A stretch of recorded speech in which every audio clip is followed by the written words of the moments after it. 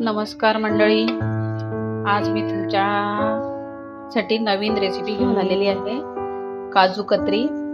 त्याच्यासाठी हे काजू मी भिजत घातले 3 तासासाठी। पाहू शकता तुम्ही, रक्षाबंधनसाठी खास रेसिपी आहे। तर चला मग रेसिपीला चालू करूया।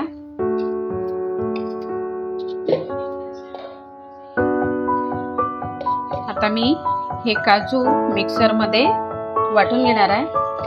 मी हे काजू 150 ग्रॅम घेतलेले आहे मापाने।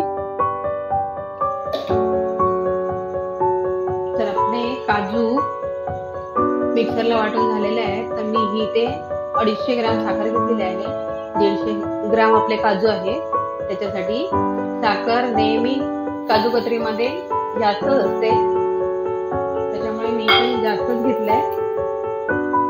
तर आता आपण साखर पण ऍड करून घेऊया। तर साखर पण आपली मस्त वितळलेली आहे, पाहू शकता तुम्ही। इथे मी 1 चमचा एवढं तूप घेतलेलं आहे।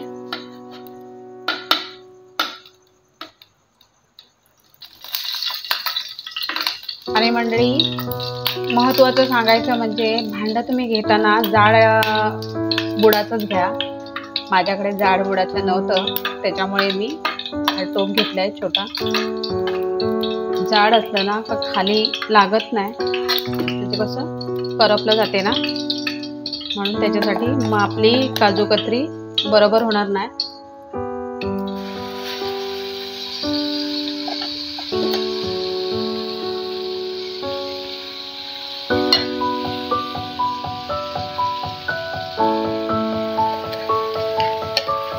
तर आपण हे मंद आचेवरच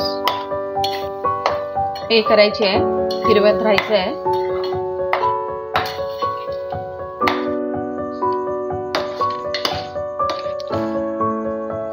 तर आपली काजू कतरीचं बेटर आपलं तयार झालेलं आहे। तर आपण इथे थोडीशी वेलची टाकून घेऊया, वेलची पूड। गॅस बंद करून थोडा वेळ थंड करत ठेवूया आपण, 10 ते 15 मिनिटासाठी। तर आता डिशला तूप लावून घेऊया आपण।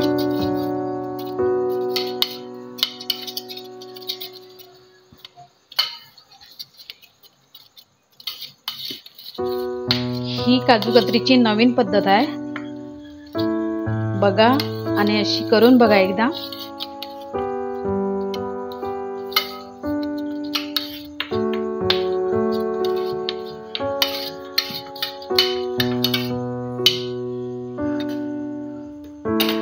आता ह्याच्यावर आपण हे जे आपण बनवलंय बेटर ते टाकून घेऊया।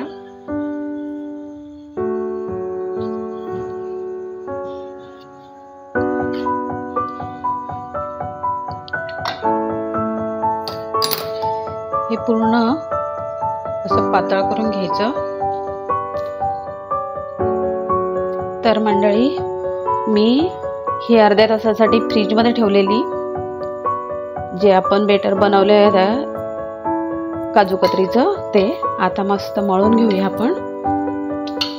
हे गरम गरम जर आपण प्लॅस्टिकवर हे करायला पसरवायला घेतलं असतं किंवा लाटायला घेतलं असतं तर खूप चिकटलं असतं, म्हणून आता बघा व्यवस्थित झालेलं आहे।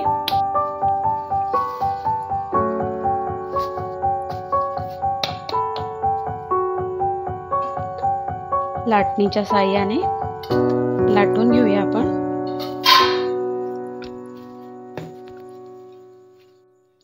लाटून झालेली आहे पूर्ण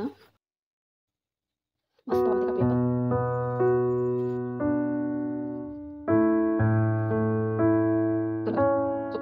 तर पाहू शकता तुम्ही किती छान आहे। तर आपली काजू कतरी तयार आहे, बघू शकता तुम्ही। छान अशी मी याच्यावर सिल्वर कॉईल लावलेली नाहीये, कारण सिल्वर कॉईल कशी ओरिजिनल येते नाही येत, त्याच्यासाठी मी लावली नाहीये। एकदा करून बघा आणि आवडली असेल तर माझ्या चॅनलला लाईक सबस्क्राईब शेअर करा माझ्या